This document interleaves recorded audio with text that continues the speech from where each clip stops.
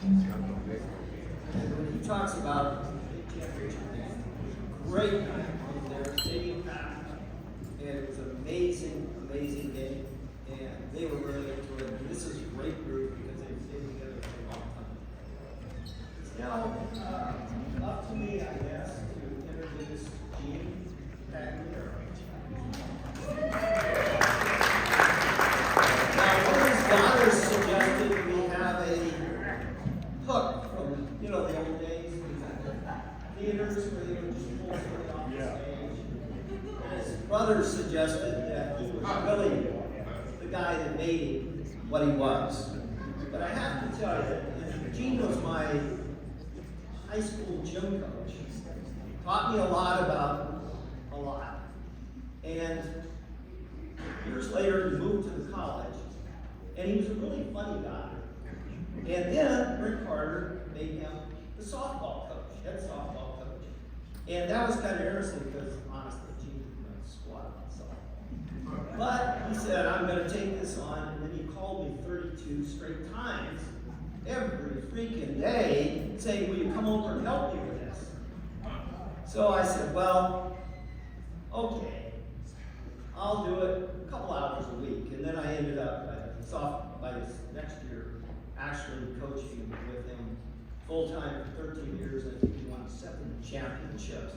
It was always an interesting experience because he had a lot of bad jokes. But the freshmen all laughed. The girl would get injured. He said, don't worry about it. It's 3 feet from your heart. One of the girls stubbed their toes. We'll call you a tow truck. All the freshmen loved this stuff. They laughed and whooped. All the sophomores rolled their eyes. We've heard that several times. So anyway, I'd like to talk about Gene for a minute because he really got into the culture of softball his second year. And we had this catcher, Jamie Clark. And Jamie was a seed setter. And I mean, she always acted, Margaret Neal knows about this, but she coached her at Berkeley. And so here's Gene, he's got his brand new outfit, he's got his brand new shoes on, and it's the second inning of her first game, and he's going to impart some wisdom on Jamie. I have no idea what's going on, it's the second inning, right? But he goes out as she's coming in, and he starts talking to her. Of course, she's spitting seeds, because Jamie was just like a chain, just one after the other. And he's talking to her, and then he glanced down at his brand new coaching shoes. It had all kinds of chewed seeds all over it. And of course, being Italian, he went bananas. He threw his arms up in the air and he stormed off. And he says, I hate these seeds. They don't do that anymore in college. Cindy won't allow it. But anyway, he said he hated them. He says, how do you deal with this? Because I'm coaching pitchers and catchers. And I said, well, when I'm dealing with Jamie, I stand next to her, not in front of her. So I want to tell one other story, also involving a catcher, Carla Martell. This is from Angie LePage's first year pitching. Angie was really good. She threw really hard. And so we were playing Chafee. Chafee, we hated Chafee. I hated him. Gene tried to get along with him. And they were always trying to steal the signs. So I told Carla, we're going to do this. We're going to change up the signs. We're going to show them the signs. They're going to know exactly what they are. And as soon as we hook them, then we're going to pull the hook. And so Gene comes out because our coaches are starting to call the pitches, change them to the girls before the pitch is made. What's funny is it really didn't matter because Angie could have said, hey, I'm going to throw a change up. They couldn't hit it anyway. So Gene's out there and he said, Carla, they've got your signs. Gotta stop, coach. Don't worry about it. He says, what do you mean? He says, we got this. We're setting them up. And Pag goes, what do you mean you're setting them up? Watch the next inning. So we switched up signs, and they were yelling these pitches out at their players. Pretty soon, their girls are screaming at these coaches, and Gene's going like, how did that happen? I said, we set them up. So anyway, but Gene was always a good guy. He did a lot of things. A lot of times, he did things that don't show up in the books. And I can tell you, he graduated from Purdue, and I still don't know what a Boilermaker really is. And what his connection, I don't know. He didn't make any boilers ever, I don't think. So, but in any case, He was really, we had a shortstop, and she could not see a ball at night. And we were in a tournament, and we noticed it, and I said, I don't think she has any night vision. And she didn't. He calls a local optometrist that he knew, went to AV college, and he comes over and gets her fitted for glasses. That's the kind of thing he did for his players. He went over and above. So without further ado, I'm going to bring up, and reminding we have a hook, Mr. Gene Pagliaro.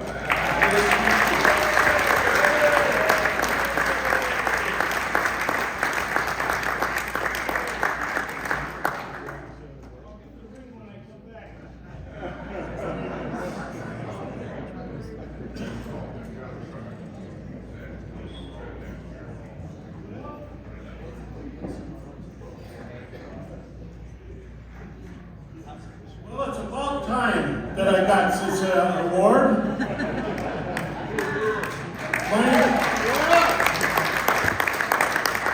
My insurance man sends me half a calendar. I go past the graveyard and two guys chase me with a shovel. And my candles cost more than my cake. I tell you, let me tell you, back up a little bit. When Jimbo was up here talking about Donnie Bertoni, Jimbo gave Donnie his credit card to go to school. That's the kind of guy Jimbo was that was standing here that worked 50 years at Bowen High School.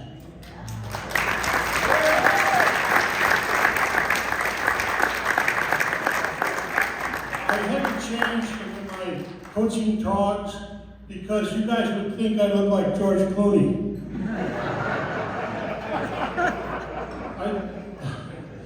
I want to thank everybody and the powers to be for having this beautiful ceremony.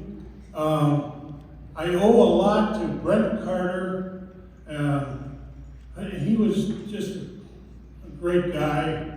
He was 1 year younger than me, and he had so much wisdom. You know, he was from Kansas, where they were very, very conservative, and I'm from Chicago, where I don't give a damn about things. And we got along. I coached the offensive line for 15 years. Now get this, every Sunday I evaluated the 5 linemen, offensive linemen, every play. And I gave them a score of 1 to 5. Because Dick Curtis back there would always try to get his defensive linemen or defensive players as player of the games or defensive player of the game. And so I had to have a scoring card for my offensive linemen. Now out there, you people, can you name an offensive lineman on your favorite team? It's usually the pencil backs, the pencil necks, the running backs, and the wide receivers that usually get all the accolades. Well, not only did I do that and evaluate them, which took a lot of time, and I gave them a score, so that when we had to vote for player of the game or offensive player of the game, the offensive lineman had a chance. Well, it was not only that, I also labeled them. I gave them names. One name that I gave to my offensive lineman were the Terminators. And then when I said, when you pancake a guy, and he's down on the ground, you pick him up, and you say, "I'll be back," like Arnold Schwarzenegger. Or the Great Pumpkins. Tyrus would have been a great pumpkin. We had orange scrimmage vests, and I told the guys to line up, single file, and go from drill to drill, and go squish, squish, squish, squish, squish. Well, then you would drive Brent Carter nuts, and he drove him nuts because he wanted everything to run like clockwork, but I was having fun. The other thing, I called them the Terminators. There were the Fools, fraternal offensive Order of Lineman Studs. That was their name. And the last one, right, I'm trying to think of it right now. The last one was let me look at my cards. Okay.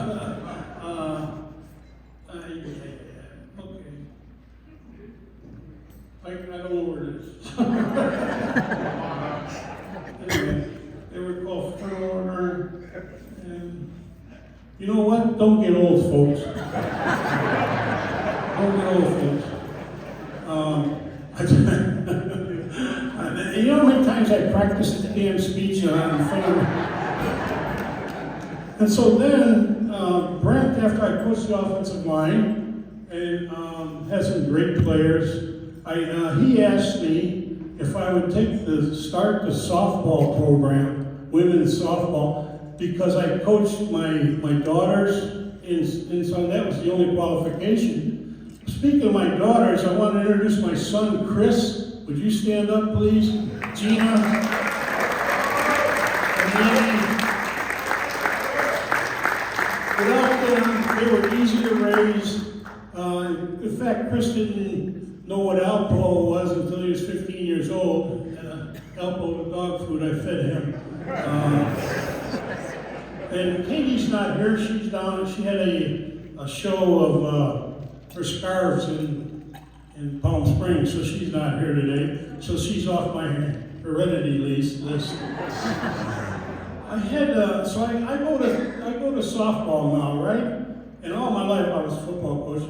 And what it was like Tom Hanks in A League of Their Own. You know, there was no crying in softball, girls. And when they come late to the meeting, I would tell you got 5 laps around the field. And they cried, some of them would cry. And I said, there's no crying in softball, come on. And so, but they were, I told them they were more interested in interpersonal relationships rather than winning the game. And I said, you girls are not going to conquer crap, you know, the way you guys are going.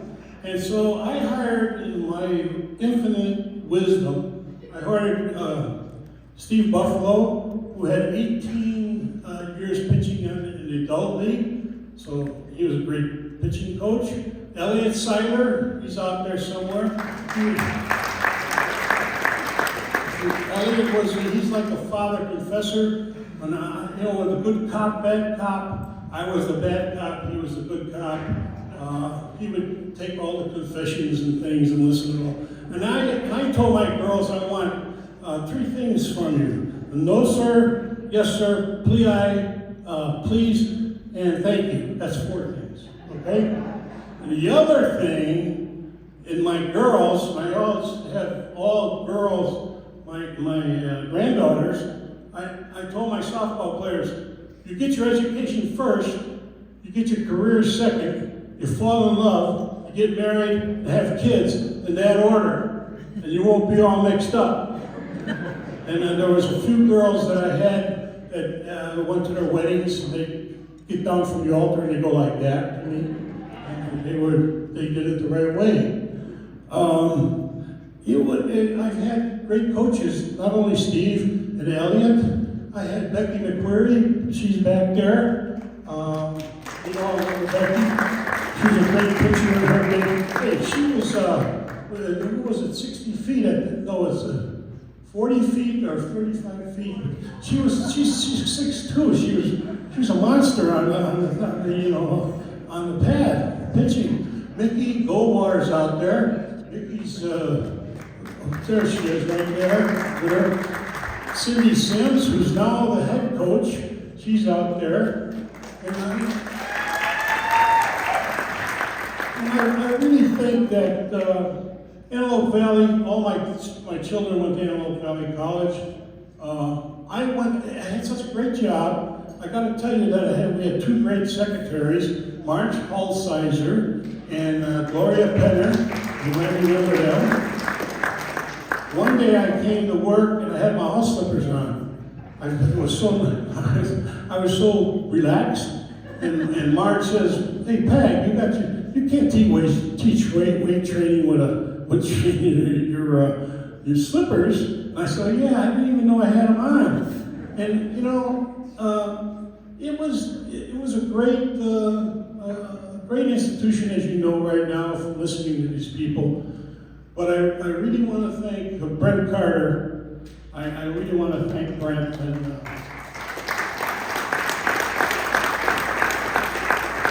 And I miss Frank Blue. I miss Frank. I coached with Cool Joe Watts. I coached with him, Cool Joe Watts. He was super cool.